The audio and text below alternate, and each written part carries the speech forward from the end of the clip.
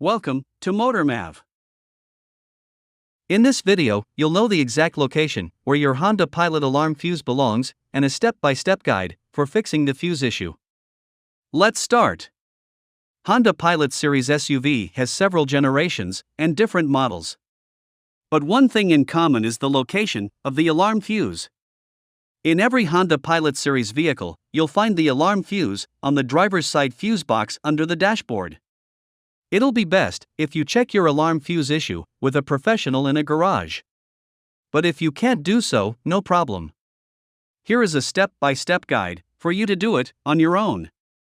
Step 1. First of all, on your key remote, press the unlock button to unlock the driver's side door to disarm the security system. Step 2.